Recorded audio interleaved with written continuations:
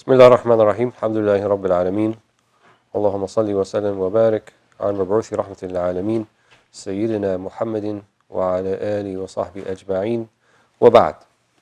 So we continue reading from the book Tadrib Al-Salik إلى قراءة أقرب المسالك في مذهب مالك, which explains the madhab of Sayyidina Imam Malik ibn Anas, Imam Dar al-Hijrah radiallahu anhu, and we are making our way through the chapters dealing with prayer, the ritual prayer, salah, and we've arrived at the chapter dealing with Salat al-Jumu'ah, so the Friday congregational prayer. The Prophet ﷺ, he established the first Friday congregational prayer when he made his hijrah to al-Madinah al-Munawwara ala sahibiha afdal as-salat was-salam, and he did it in a place that is now known as a mosque was erected there, known as Masjid al-Jumu'ah, and that's a few kilometers outside of actually where Al-Haram is, Masjid al-Nabawi is. So that was on his way towards Al-Medina, and it was a Friday, and he established the first Friday prayer there, and then thereon the Friday prayer was in Al-Haram, or in the Prophet's mosque, alayhi afdal salatu wassalam. So Jumu'ah, Friday prayer, it is the day of Eid, or the weekly day of Eid for Muslims. So it is a type of an occasion. When the Prophet ﷺ established the Friday prayer, he also established it thereon after the Hijrah, after Fath Makkah in Mecca, and then in other places. And there are certain conditions for it to be established, which we'll go through. Some of them will deal with the person who needs to attend Friday prayer. Some of them will be with the Jama, which is the place of the prayer. What are the conditions that need to be fulfilled? And some of them will deal with the Imam, the one who leads the Friday prayer. So he begins here, فصل في شروط الجمعة وأحكامها. So talking about the conditions of Jum'ah and the ahkam, the legal rulings pertaining to it. So he says, rahimahullah, وقت الجمعة كالظهر. The time of Jum'ah is like the time of Dhuhr. So in terms of its time, it begins from Zawal, which is high noon, and it extends until the time of Asr prayer. Of course, we know in the Maliki school there's also called Waqt Ikhtiyari and Waqt Dururi, that there is a preferred time and that there is also a extended necessary time. The extended necessary time for Dhuhr begins actually with the time of Asr, and then it extends actually all the way till Maghrib. And we call this Waqt al-Mushtarak, the common time between Dhuhr and Asr. Customarily, we would not delay Jum'ah until that point. So it would be, just like in Dhuhr, it would be sinful to do so, ma'as sihha. So it would be sinful to do so, but it would be technically considered still Jum'ah if we were to delay it for that reason. If we have a legitimate reason, however, then it could be done. But normally, we would wait until Ba'd al-Zawal, high noon, and then begin it at that point. And then we would try to finish both the khutbatain, the two khutab, the two sermons, as we'll get to, and the prayer when before Asr time. And it takes the place of the Dhuhr prayer. For someone who is attending the Jum'ah prayer, they don't have to pray the Dhuhr prayer, even if it's not an obligation upon them. So for women and young children who it's not an obligation, but they nevertheless are either recommended or permitted to attend, if they pray the Jum'ah, they don't have to pray the Dhuhr prayer at that point. وهي فرض عين على المكلف الذكر الحر المقيم الخالي من الأعذار. And it is an individual obligation upon the mukallaf, right, the one who has met the requisite preconditions for both validity and wujub, or validity and obligation of a particular ritual devotion. So the two general ones are Islam, so one has to be Muslim first for it supposed to be valid, and according to an opinion for it to be obligatory, and one has to be of post-pubescent age. So here, that would apply to all of the ibadat. So not just Friday prayer, but all of them. So that's why he doesn't mention those two separately, because it's understood that It's not just for Friday prayer, but all the different prayers. However, he mentions the ones that are specific to the Friday prayer here. So he says, obviously, al-mukallaf, which means the one who is held responsible for their deeds and acts. Al-dhakar, males. So females are not required to attend Juma prayer. They are permitted or even recommended to attend the Juma prayer. It has been the practice in some cultures around the Muslim world where women generally don't attend the Juma prayer and there's not even an accommodation for them. That is not, at least in the Maliki school, that is not a religious precept. It's not something that's based upon the Sharia stipulates that, but it's more of a cultural practice. Nowadays, I would say it depends upon the cultural context. So I would say certainly for us, people like us living in the West, most certainly we need to have accommodation for women, and it shouldn't be on par with the accommodation for men and shouldn't be any less. And our masajid, which we might talk about a little bit later, have kind of morphed and evolved into something more than just a place of prayer. So for many, it's kind of the lifeline of their Islam, and it's something they do once a week. So to deny women that access, I think, would be a big mistake and a lack of contextual understanding of the Sharia. So yes, they're not required to go, but I would say certainly if they're permitted to go, and even in our particular times recommended to go, then the accommodation should be there for them to attend. So al-dhakar al-hur, which doesn't really apply to us anymore, someone who is free, not someone in a state of bondage. Al-muqim. Here, al-muqim means the one who is resident in that place. We will find in the Jum'ah chapter, there's a distinction made between al-muqim wal-mustawtin, or the one who has watan in that place. So they say iqama, which means residence, even if temporary, is 4 days plus, as we know from the chapter on the traveling. So if someone is not living in a particular place, but they're going to be there the week, or in other words, 4 days where they're going to see 20 prayers, they'll be resident in that place. Then in this case, we would say Jum'ah is fard ayn. Jum'ah is an obligation on that particular person to attend, even though they don't live there. If they're staying less than 4 days, so they're staying 2 days, 3 days, and they're living on the 4th day, and the 2nd day happens to be Jum'ah, are they required to attend? No, they're not required to attend. They may attend, and as we said, if they do attend, then the Jum'ah counts for them, and they don't have to pray Dhuhr prayer. If they don't attend Jum'ah, then they have to pray, obviously, the Dhuhr prayer. That's binisbat al-muqim. The one who has al-muwattin or al-mustawtin is the one who has an intention to live there indefinitely. So like this is where I live. I live in this place. I'm not traveling. So if you have the intention to live there indefinitely, then this person is going to be looked at in terms of the requirement for the Jum'ah itself, not in terms of the personal obligation. That's a distinction we have to be clear about. Because in the Maliki school, it requires 12 men who are of that particular disposition. In other words, they live there and they have an intention to live there indefinitely, not they're living there temporarily. The mu'allaq here, he says, if they have the intention to live there at least a year, then that's generally then someone who's, because now people nowadays have work contracts and it's a year contract or 2 years, they know what's going to happen after that. For all intents and purposes, someone in that particular position, then you're considered someone who's made the intention to live there indefinitely. So we're not talking like a temporary days or weeks type of residence, but something that, at least a year, then we would say you're someone who has mustawtin, that you're living there.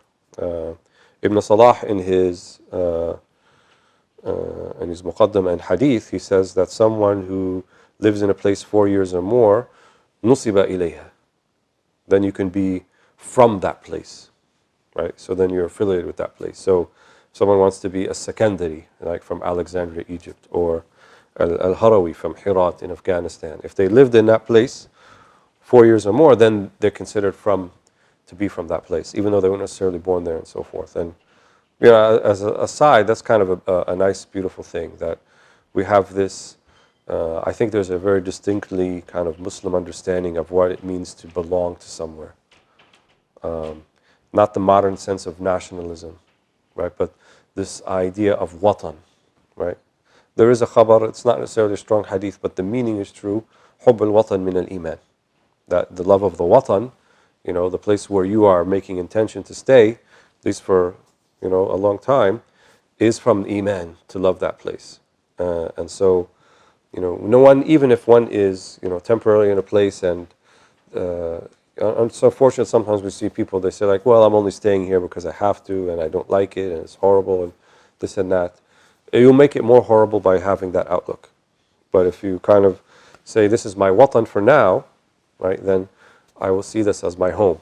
And there's some abiyat that I don't memorize, but of Habib Rahman al-Aydarus, who lived in the 18th century, and he said, the meaning of which is, your home is wherever you make your home. Your home is the people that you know and the people that you interact with. That makes it home, that makes it your watan. And it's not necessarily what your passport is, and what your national ID card looks like, and that sort of thing. So I think that's kind of a beautiful concept, and it comes into play when we talk about Juma, because Juma needs to be established in a place where there is a permanence about the place, and we're going to get to that in a second.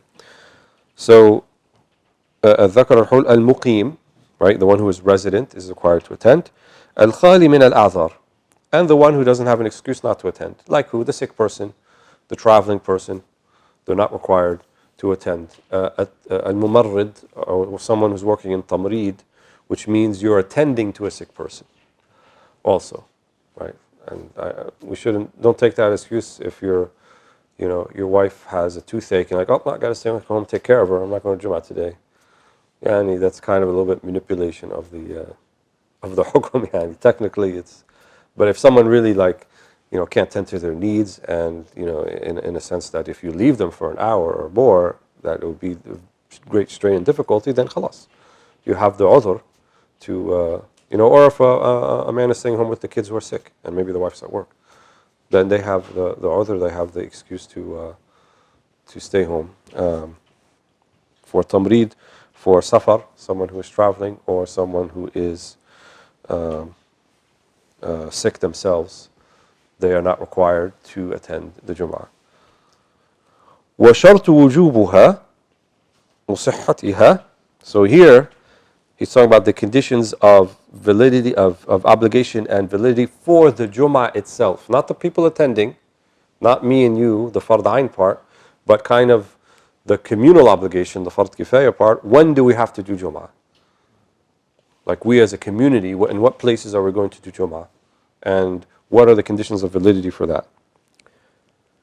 The first one he says that I alluded to, استيطان جماعة المسلمين تتقرى بهم قرية في محل يمكن المثوى به شتاء وصيفا ومبنى ولو من أخصاص. So, استيطان جماعة المسلمين. Number one, a jama'ah, a community of Muslims. تتقرى بهم قرية. تتقرى بهم قرية means that this is also kind of a little bit of a pre-modern sort of way of stating it, and we'll contextualize it in a second. That can form a community or a town or a place to live independently. So if you think of the pre-modern world, the way it used to work, you look at the old and ancient cities in the world and you see where they were established. They needed a couple things for that to happen. One, sustainability of life. So usually it would be established around a place where you can get fresh water. So the Nile in Egypt, for example, all of the major cities are around the Nile, right, or close to the Nile, because if you live out in the desert, it's kind of hard to live there, or nearly impossible. So they would have it around those places. So it could be around a lake, around a river, fresh water aquifers underneath the ground. These would be the places where cities and towns would be established, the ability to sustain farming also, so irrigation, so all of those things would be considered for sustainability of life. A secondary issue that they looked at was the ability to protect the place. In other words, from an outside opponent or enemy or adversary. So that's why you find cities within mountain passes, right? Al-Medina, Yathrib, for example. To the north you have Jabal Uhud, to the south you have Jabal Ayr, and then to the east and west you have Al-Harratan. You have the two volcanic strips. So, as we know from Ghazwat al-Khandaq, there was only a very small space to the north by which the Quraysh army was able to actually penetrate, and that's where they built the Khandaq, where they built the trench.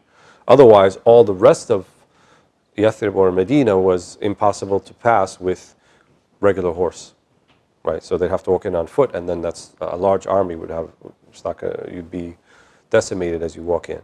So those things usually, in terms of natural disposition, would be the things required for the qarya or the town to be established and recognized. Nowadays, not so much. Nowadays we have new towns and new cities being built because many of these things can be brought in. So we have cities being built in deserts where there are no natural resources to be found, and everything is brought to them via shipment. And even though it's technically a sort of a precarious position, for all intents and purposes now, we would still consider those to be what they're talking about here, that Juma would need to be established there. So anywhere where there's a community of Muslims and they're able to live independently, then the Juma is valid there and they should establish it. And they are able to build a place that is dedicated to Jum'ah. So it's not mentioned in this smaller treatise, but in Aqrab al-Masalik, it does say that it has to be a place, even if temporarily, that is dedicated to Jum'ah. It's not a condition that the 5 prayers are established there, they said, but this is Masjid al-Jama', or this is the place where Jum'ah is going to be prayed. Yani, in other words, solely dedicated for that. So technically in the Maliki school, it can't be like a college classroom or a hospital room, or somewhere that is being used for other purposes, and you're just taking a room out and doing Jum'ah there. Maybe even a chapel room in a hospital would be problematic too, because it's multi-purpose. There's other religions that are using it. So, and above and beyond that, the idea of the 12 people who have to be mustawtan, who are living there, right, and have an intention to live there. So if someone's just working there, like if you live in New Jersey and you're making a commute to New York City, you don't actually live in New York City, and so you're not going to be counted amongst the 12 who are the ones who are considered to be the people for Jum'ah in this particular place. So is that true in all of the other schools? No, not necessarily. So I don't want people to feel like, oh, okay, no more Jum'ah in the university or in the hospital or anything like that. We're talking specifically about the Maliki school. So the Jama' itself has to be a dedicated Jama' that's established for Jum'ah, even though maybe the 5 prayers aren't regularly established there. And it has to be built from something that's not a temporary structure. So that's why he says mabni walau min akhsas, which is like palm date tree leaves. If that's what people use to build their structures, then that's fine. But if you live in a place where people build their structures by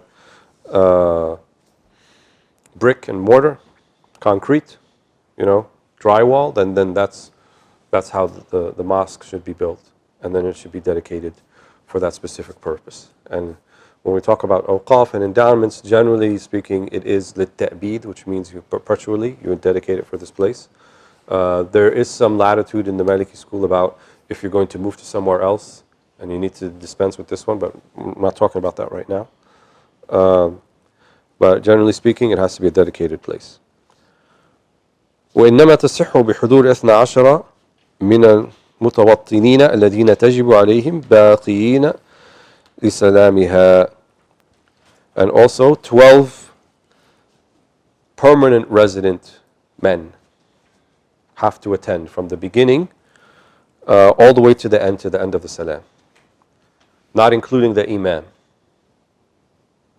So that means that if you only have 12, if any one of them gets up and leaves and doesn't stay till the end, everybody's Jum'ah is invalidated.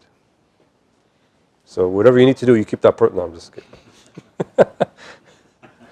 You keep them there. So the 12 have to remain until the end, till the salam.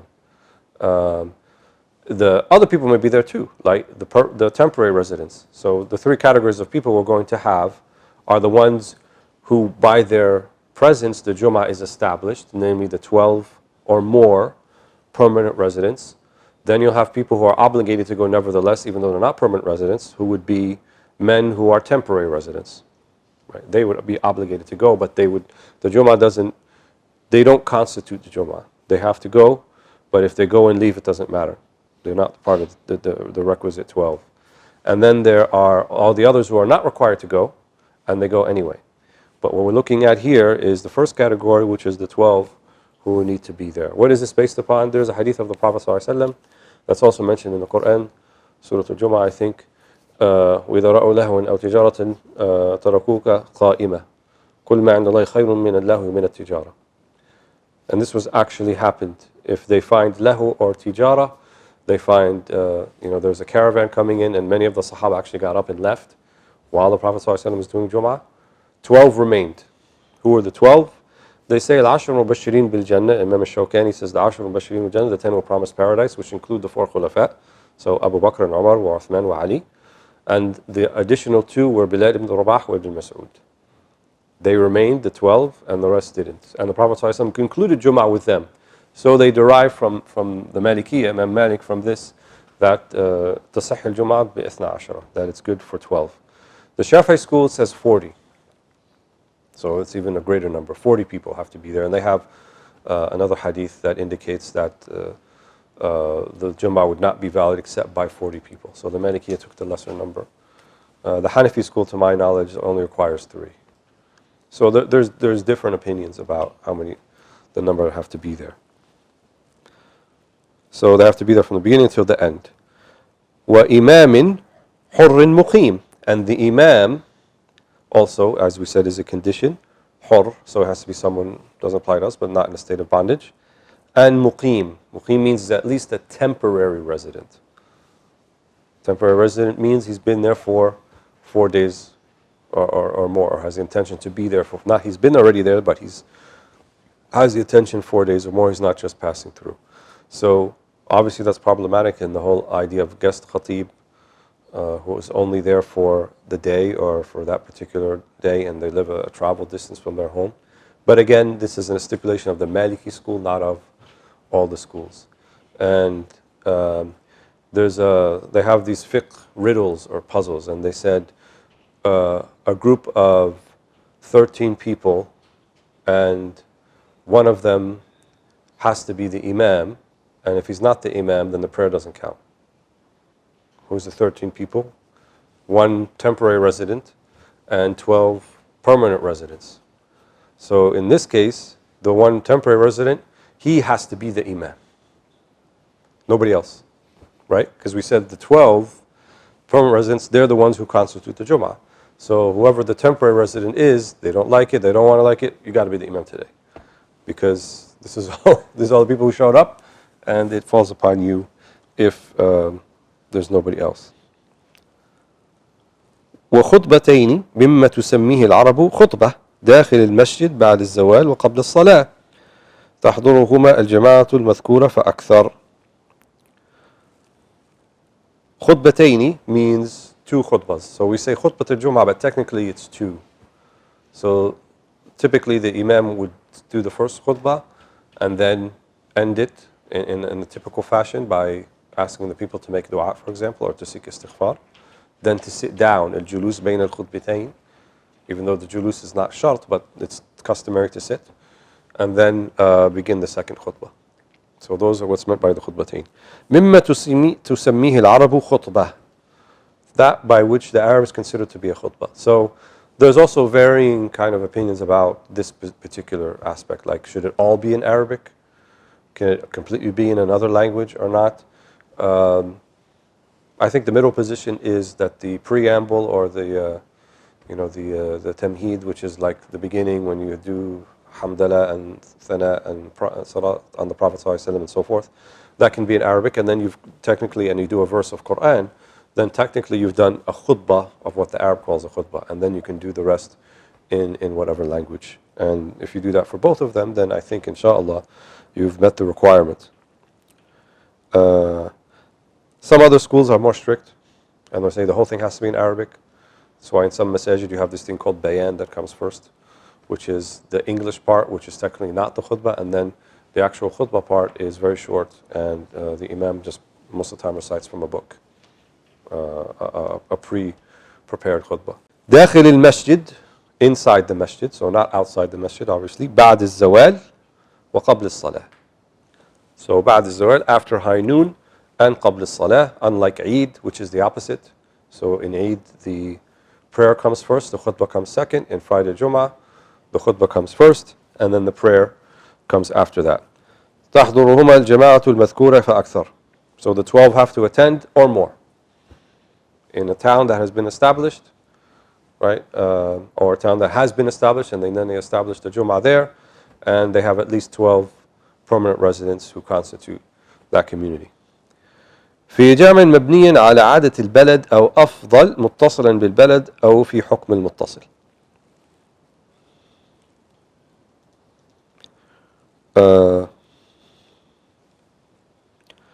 In a jama, in a masjid, and just incidentally, the two words jama and masjid, masjid means just regular masjid, so every jama is a masjid, but not every masjid, jama is a masjid, but not every masjid is a jama. So jama means a place where Jum'ah is done.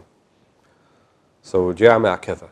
So it's also a mosque, but it's a congregational mosque. So that means Friday congregational mosque, the Jum'ah is done there. So when he says fi jami'in mabni, so at least for the Jum'ah it's there. مبني على عادة البلد. So it's made from, as we mentioned earlier, whatever is the customary building material of the people of that place. In other words, not temporary. So they said, ليس من الخيم, not like a temporary tent structure. And then after Jum'ah is finished, you take it down and you leave. That can't be Jum'ah. So it has to be something, as we said, built and dedicated indefinitely for Jum'ah. أو أفضل, or even something better than what the people usually build with. متصلا بالبلد. It should be within the town as well, not very much outside of it.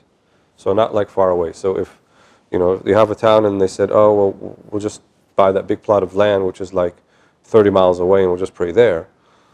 Well, you're not in the place that you're doing it. You're doing it far away, which is another town, technically. So it should be either inside the town or very close to it. Something like a mile or two, that's fine. أو في حكم المتصل, as we said. So either in it or something that's very close to it. متحد. فإذا تعددت الجوامع فهي لأول جامع أقيمت فيه. This condition is also there in the Shafi'i school, but no one really practices anymore. Muttahad means a single congregational, Friday congregational mosque for whatever town or qaryah that they're praying in. So not to have 2 or 3 Jum'ahs, one. So muttahad means a single, unique, one Jum'ah. فإذا تعددت الجوامع, however, if there's more than one, فهي لأول جامع أقيمت فيه. Then the true Jum'ah is the one where the first Jum'ah was held, if there's more than one. In longer works, there will be exceptions to this. So if there's no room, if it's completely full in the oldest Friday prayer mosque, in other words, not necessarily the oldest mosque, but the oldest mosque where the first Friday prayer was established, then they can build others and have it in different places.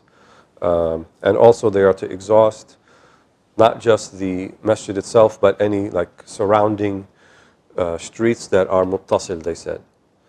So sometimes, and you find this in some Muslim countries, certainly in Cairo you see this sometimes, where the rows extend outside of the mosque. But if there's ittisal, right, if the rows are one after the other, even if they go to extend outside the mosque, then their Jum'ah is valid. And you actually find this in the Haramain too, in Mecca and Medina, that's also prevalent. That happens, as long as there's this kind of closeness and ittisal, connectedness of the rows. So generally, the reason for that is, Jum'ah is a place where Muslims come together and there's kind of a unifying presence and message. I used to call it designer Jum'ah. Everybody kind of does their own little Jum'ah under their apartment building or, in their place of work, and it kind of defeats the purpose of Jum'ah. Jum'ah means to congregate. It means to bring people together. It means to kind of come and all of us together as a group. So, if you think about the social aspect of the prayer, so you have the 5 daily prayers where people who pretty much live in close proximity, where they can walk to the mosque, will see each other 5 times a day if they're praying the 5 prayers. And then once a week, they may have to move a little bit further. Here, he didn't mention it, but the general distance for you to go to Juma is about 3 miles away. Something that you could reasonably walk, probably. You may have to go a little bit further to join the Friday congregation, but then you see people from neighboring neighborhoods that you don't normally see. So you see them once a week. And then you have the group of people that you're seeing daily. And this is how kind of like the social fabric of society is established. So when you have multiple Jum'ahs, right, for the same place that can accommodate everybody in one place, then you kind of defeat that purpose. So the ittihad, or having the one Friday mosque, is something that used to be done, but you don't see that anymore. فإذا تعددت الجوامع فهي لأول جامع أقيمت فيه. So if there's more than one, then the one Jum'ah that actually would not be considered invalid and the rest would be technically invalid would be where the oldest Jum'ah is. Some of the muta'akhirin, even the Tadrib mentions it, that this is no longer practiced, and kind of there's a rukhsa, there's a dispensation that, and especially in places where every Jum'ah is full, and it's completely full, and sometimes they do 2 and 3 Jum'ahs in the same mosque, then you have the excuse to pray in whatever Jum'ah that you can find. So you mean the oldest the same day, the first one to start? The first one to start, yeah. وتحرم الصلاة مع الصحة في رحبة المسجد وطرقه المتصلة به إلا إذا ضاق أو اتصلت الصفوف. And it's تحرم الصلاة مع الصحة في رحبة المسجد. And it's haram, even though it's valid, to pray in the outside area of the masjid. So the way that Masjid in Nabawi used to be before the expansion is the rahba was what we call now the sahan, which would be kind of an area in the middle, and that area that was leading into the inside part was open, but it's technically outside the mosque. Nowadays, that area kind of is enclosed, and then there's a building around it. But in those days, the rahba was the thing that was open. So you're not supposed to pray in that open area, you're supposed to go all the way to the front, inside the masjid. But if you were to do that, he said, ma sahha. It's valid, but it's haram. And this is sometimes confusing to people, like how can something be haram, but at the same time it's valid? Like as-salah fil ard al-maghsuba. If you pray, you've stolate, you took over somebody's, misappropriated somebody's land or home, right? Bunch of guys do a home invasion. Like, oh, did you get the safe? But it's time for salah. And so they pray dhuhr. Yani, you don't have no right to pray in that place. Right? It's haram what you did.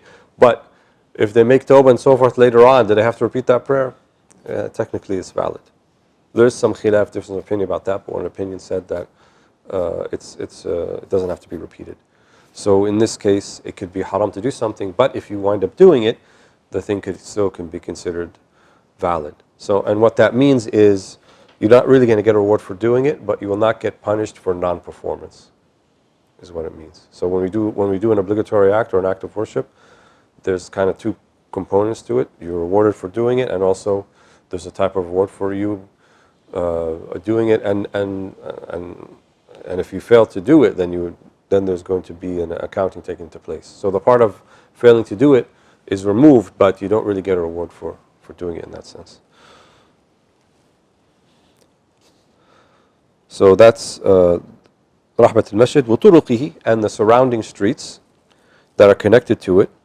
So it's haram to just pray in the surrounding street if there is no, if you have access to go inside the masjid, but it's still valid.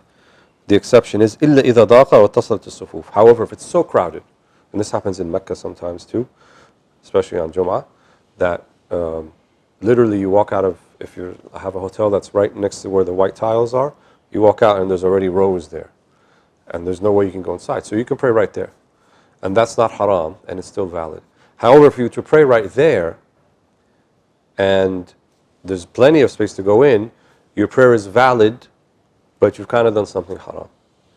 So that would be for like in some of these hotels in Mecca especially, they have prayer rooms and viewing rooms where you can actually follow the prayer from that place.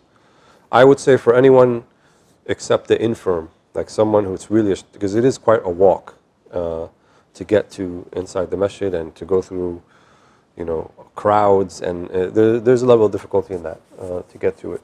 So for people like that, they have the excuse, they can pray in that room and follow the Salat al-Jum'ah or any Jama'ah, and inshallah it's not haram for them. But for someone who has the ability to do so and just kind of laziness, yes, the prayer is valid there, but you know, you should have went inside if you can. ويسن, now he's moving on to the sunan. غسل متصل بالرواح لكل مصل. So it's sunnah to have first a ghusl, purificatory bath, متصل بالرواح, which means it should be preferably done like immediately before or a little bit before you actually go to Juma. So it's valid after Fajr, anytime after Fajr, but it should be preferably متصل بالرواح. Yani you did the ghusl, you put on a tib, if you're a man, some sort of musk or perfume, and then you went on your way to Juma. That would be the optimum way to do it. However, let's say you did your ghusl in the morning, then you went to work, and then from work you're going to Juma, then there's not enough time for you to do another ghusl, that's okay. But here, if you have the opportunity and the time, then that would be the proper way to do it. واستقبال الخطيب حال الخطبتين. And this is one of, they say, the forgotten sunnahs, which is to face the khatib with your body while he's doing the khutbah. You know, nowadays we have people parking themselves in the back, leaning against, you know, the wall, sometimes with legs outstretched, which is the su' adab. You shouldn't have your legs outstretched towards the qibla in the masjid, especially when the khatib is speaking. And people should turn their bodies. So if the member is over here, I should technically turn and face him with my body and not just face forward. And all of the imams said that. That used to be a sunnah everybody practiced, but now it's kind of largely forgotten. People just, you know, and they're not in tune with the khatib and the khutbah and so forth. And there's many reasons for that. It's a whole other kind of topic I'm not going to go into now. But, you know, if you can face the khatib and face the imam as he's speaking, then you should face with your whole body. وَيُنْدَبُ, here the al-mandubat, which means things that are recommended to do but not as strong as the sunnah level. تَحْسِينُ الْهَيْئَةِ, this is another one that's, I think,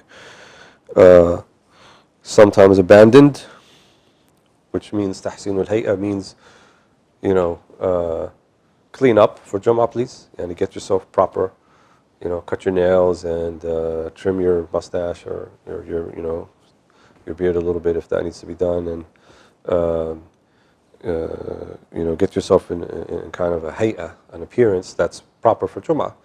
You know, in the United States, they used to have this tradition called Sunday best.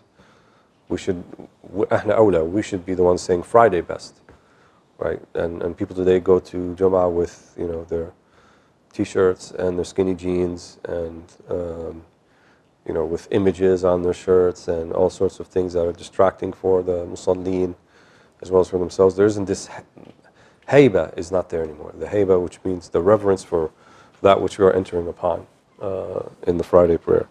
So tahsin al-hay'a is important.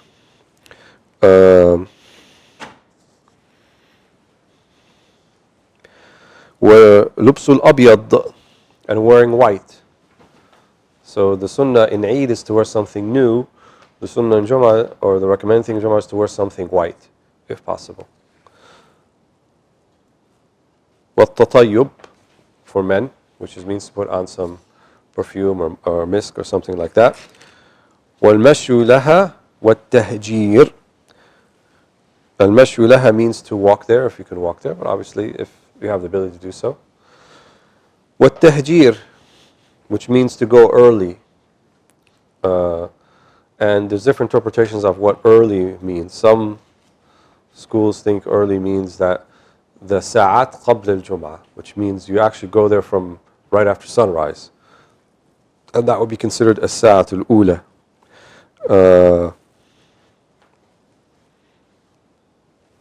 And the sa'at al-thaniya then would be the hour after that, and the thalitha was sadisa. And there's a hadith about that, that the one who goes for sa'at al-ula, the first hour, كالذي ذبح أو نهر بدنة. Badana means a big camel. And the one who goes in the second one is like someone who did a sheep. And the one who goes after that is like someone who did a chicken. And the one who goes right before is like someone who gave an egg. Or something out to this extent. يعني, أو كما قال صلى الله عليه وسلم. So the tahjir means to go early.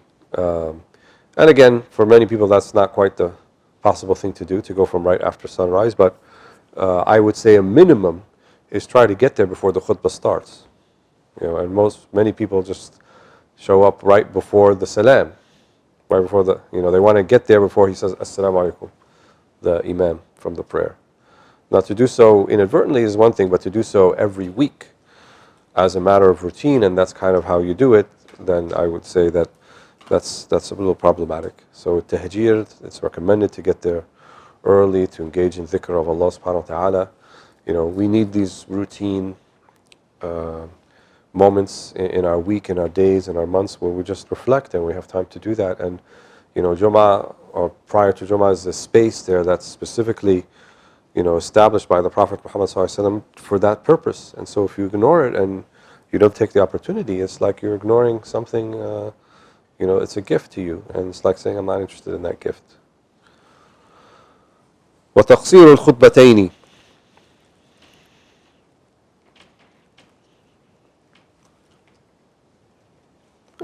This also I think is kind of forgotten sunnah for some. وَالثَّانِيَةُ أَقْصَرُ. So تقصير الخطبتين means not to spend too long on the two khutbahs. تقصير.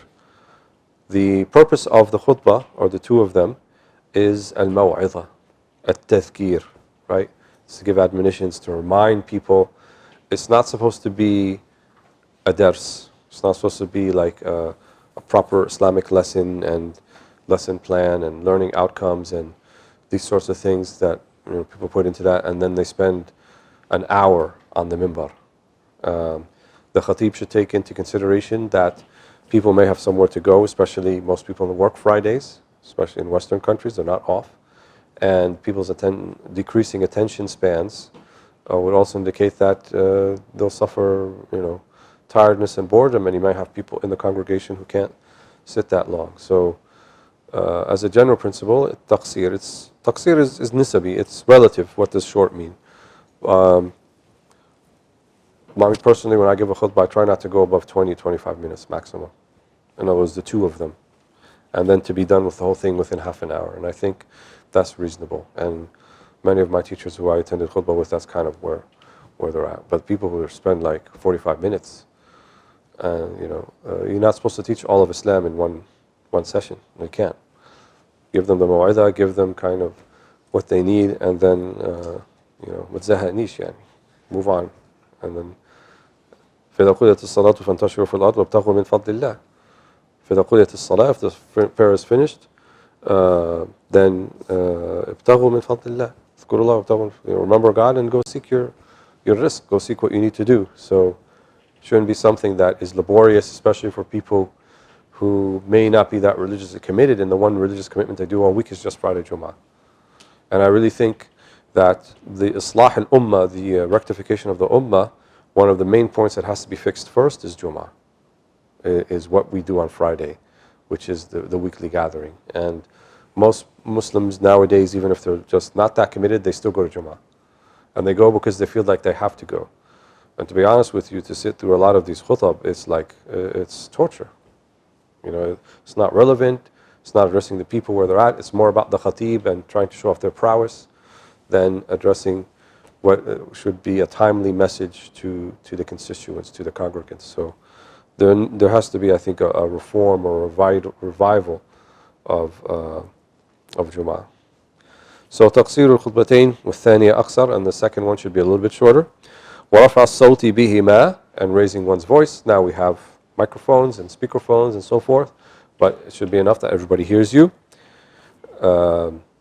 One of the things that they do in some Muslim countries also, which is, I think, not of the Sunnah, is to have the microphone broadcast to the outside of the mosque. And so on Friday you hear this cacophony of a khutbah here and a khutbah there and a prayer here and a prayer there, and it's all this just like cacophony, and it's not necessary. It's enough that the people inside the mosque hear it, and it's not necessarily need to be broadcast to people outside the mosque, especially when there's a mosque 2 blocks over who's doing the same thing, and then you just, hear all of this going on. وبدؤهما بالحمد لله والصلاة والسلام على النبي صلى الله عليه وسلم وختم الثانية بيغفر الله لنا ولكم. And it could begin with saying Alhamdulillah, any sigha of Alhamdulillah, والصلاة والسلام على النبي صلى الله عليه وسلم, and to finish the second one with يغفر الله لنا ولكم, like a type of dua, may Allah forgive us and you. So the Maliki school doesn't have a specific requirement for anything specific to be said, unlike the Shafi'i school, but it is from the Sunnah to say begin with the Hamdalah, or mandubat, the recommended things, to say Alhamdulillah, Salat on the Prophet ﷺ, to mention probably at least one verse, one hadith, things like that during the khutbah, and to deliver a message. Those are kind of the main broad strokes or outlines of the khutbah. Now the things that are haram, وحرم سفر مقيم بعد الزوال.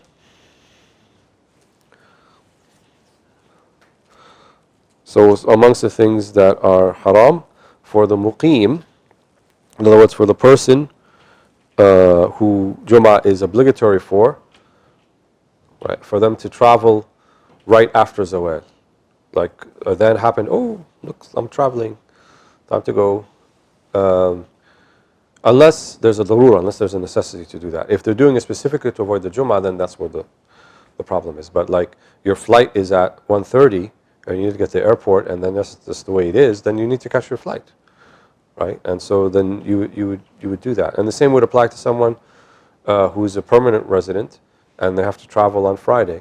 Technically, if you travel after Fajr, you're still required to go to Jum'ah. But in modern, travel, you can't really have a lot of leeway with flights and things like that. So, Ashab al-Darura, people of necessity, there's an excuse there. But to kind of deliberately to avoid a religious obligation is what he's talking about here. وَتَخَطٍ, another forgotten etiquette. التخطي means you come in late, or you come in whatever time, people are already sitting there, and you kind of walk over people's shoulders and to get toward the front. This is called the takhatti. You're like, oh, excuse me, brother. Wait, and then my favorite is like this. Hello, I've arrived. Give me my space to pray. And, the imam is in the middle of the khutbah already. And we will see in the Maliki school that if the imam is already on the minbar, you don't do any prayers. The Shafi'i school says you could. But in the Maliki school, I'll be like, what, parting the Red Sea? What do you want? Just like, no takhattin. You should go where the last row is. So even if you want to pray, you want to sit down, you shouldn't jump over people's necks and walk around them and disturb them while the khutbah is going on in order to get to the front. اللهم علمنا. وكلام حال الخطبتين أو بينهما ولو لم يسمع وسلام ورده وتشميت عاطس ونهي لاغ أو إشارة له. So these are things dealing with what should not be done during the khutbah. 1. كلام حال الخطبتين, to speak. Another forgotten adab. Shouldn't be speaking during the khutbah, like discussing, the Eagles' playoff chances to the person next to you during the khutbah. أو بينهما, or even in between them. Just because it's like intermission for the khutbah time doesn't mean that you can talk about the football intermission. So he took the break between the khutbatayn, you're still in Jum'ah, so you shouldn't be speaking to the person next to you.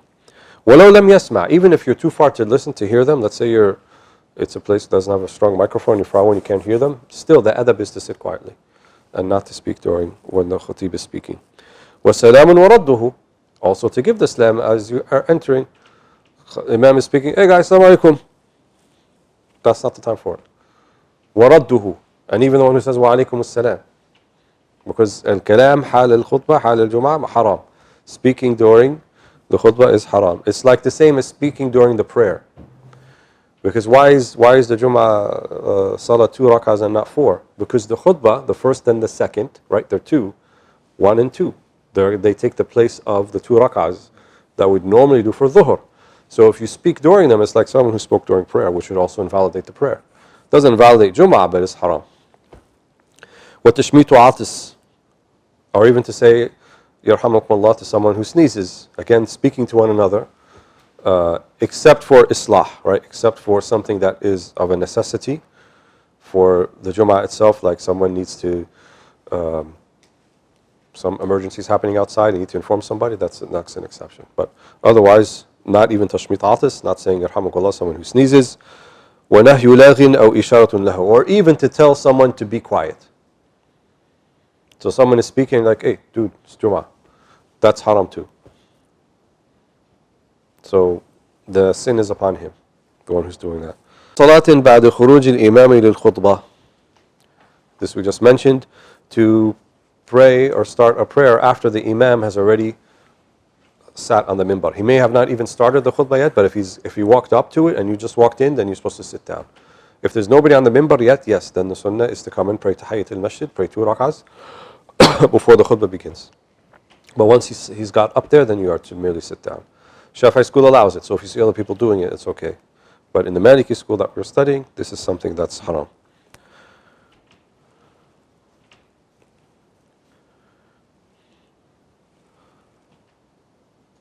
He doesn't mention it here, but also amongst the haram things is for anyone for Jum'ah that is wajib upon them, any commercial transaction, buying and selling at that time. Because you should just be busy with the Jum'ah. So from the one who's selling, if they have Jum'ah's wajib upon them, and to the one who is buying, also it's haram for both of them. So you want to make that stock sale during the khutbah, and you want to get the price, before it goes down, and you go on your app while the khutbah is going on and you sell some stocks, technically haram, because you're buying and selling during the khutbah. And unfortunately, in some Muslim countries, they actually have aswaq. They have markets right outside of the Jum'ah, and they may continue to sell things and do things even while the khutbah is happening, which is it's a violation. وَكُرِهَ, and it's makruh, تَخَطٍ قَبْلَ جُلُوسِهِ لِغَيْرِ فُرْجَةٍ. So the first one was the Imam already began and you're walking around.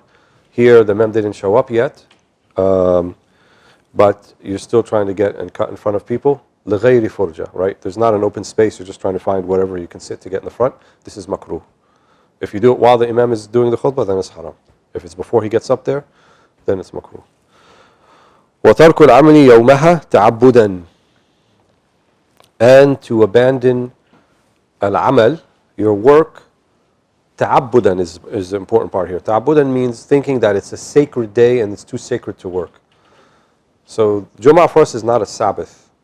So it doesn't have the Sabbath meaning that we find in other traditions, that it's too sacred a day to do anything, right? To turn on the light bulb, or to go on the elevator, or even to work, or to drive. The sacredness of the day. That's not from our tradition. That's not from Islam. That's other traditions. Ours is, it's a day of Eid, and the verse in Surah Al-Jumu'ah says, فَإِذَا قُضِيَتِ الصَّلَاةُ فَانْتَشِرُوا فِي الْأَرْضِ وَابْتَغُوا مِنْ فَضْلِ اللَّهِ. If the salah is finished, فَانْتَشِرُوا. That's why even it's the sunnah of the Maliki, and not even to offer prayers after the Jumu'ah is finished. The sunnah is to say, Assalamu alaikum, Assalamu alaikum, move, go, leave, and then go and seek out your fortune, seek out your rizq, وَانْتَشِرُوا. So it's, however, if it's an official holiday or official off day from work, then that's okay. But to say it's too sacred, ta'abudan yani, that's not from the Sharia. The Sharia doesn't say that. وَسَفَرُ مُقِيمٍ بَعْدَ الْفَجْرِ. And also, as we mentioned earlier, someone who is muqim, who is resident, to travel after Fajr is makruh. Except for the one, as we said, it's a darura. necessity, they got to get on a plane, or they're actually traveling and they're going to make Juma somewhere else. So if you're in Cairo and you can drive up to Alexandria and it's 2 or 3 hour drive and you'll make it up there, that's okay. You're praying it somewhere else. Wajaz, what are the permissible things? Hamdu atis. So if you sneeze and you say, Alhamdulillah, that's okay.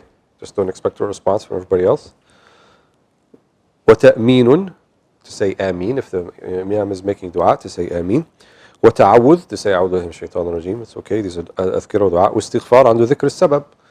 And also to make istighfar.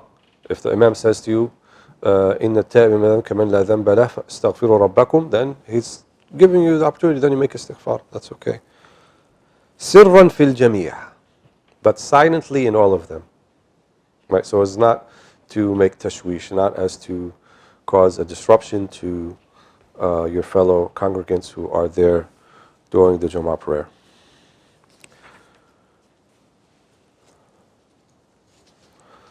The next section is the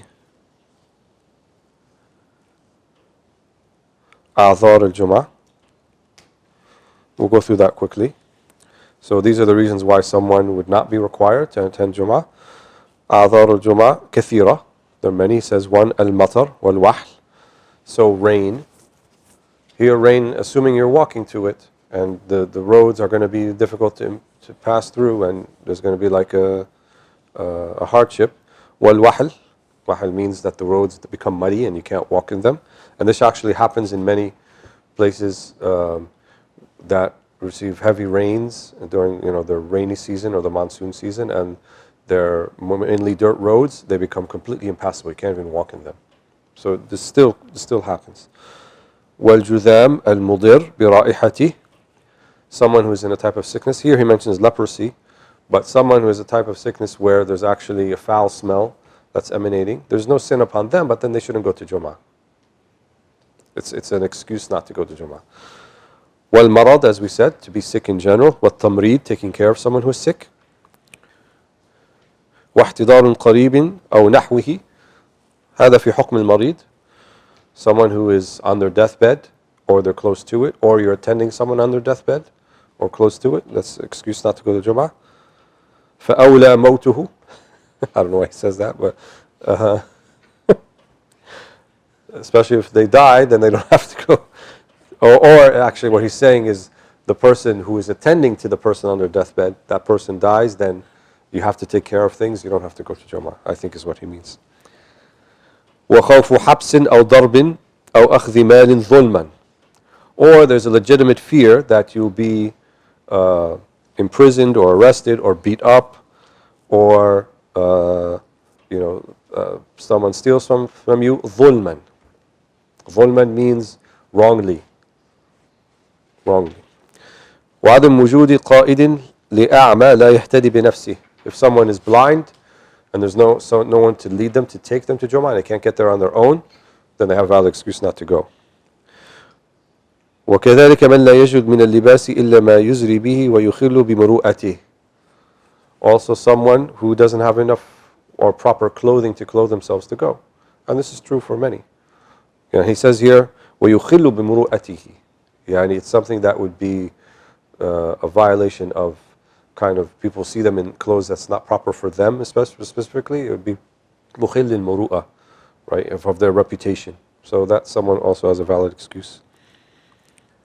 ويجب, and it's also on the part of the individual musalli, the congregant, تجنب ما فيه رائحة كريهة وإزالتها إذا وجدت إن أمكن ولا ترك الرواح. Usually they mention this in terms of garlic and onions. So any sort of foul smell that you may have on you, you don't go to Jum'ah with that. But it's not just garlic and onions. People who smoke also don't immediately smoke right before you go to Jum'ah. You have the smoke on you, or any sort of foul odor. Then it's obligatory for you not to have that on you, if it's possible. And if you're unable to do it, وإلا ترك الرواح. Otherwise, don't go, because you're going to cause more of a disruption to the people there if you go with the particular order you have on you. ويحرم, here he actually mentions it, and it's haram, البيع والإجارة. So commercial transactions will include buying and selling, renting. وسائر العقود بعد الأذان الثاني. And all other commercial contracts and transactions, buying and selling, or renting, whatever it might be, بعد الأذان الثاني, after the second adhan. So the second adhan is when the imam goes on the minbar, right? The first adhan, he says Assalamu alaikum. Before the first adhan, then he goes on the minbar, he says Assalamu alaikum. And then the second adhan. Once the second adhan happens, he's about to start the khutbah. Then all of these things become haram. And they're invalid. وفسخ ما سوى التبرع والنكاح والله أعلم. And fusikha means the contracts are considered rendered invalid except tabarra, except charitable giving. That's also kind of haram during the khutbah, but if you did it already, it's not invalidated. One nikah and marriage contract. Those two were not to be invalidated. Wallahu a'lam. And Allah knows best. And we will stop here, inshallah. Next time we'll begin with Salat al-Eidain, the Eid prayers, inshallah. Alhamdulillah Rabbil Alameen.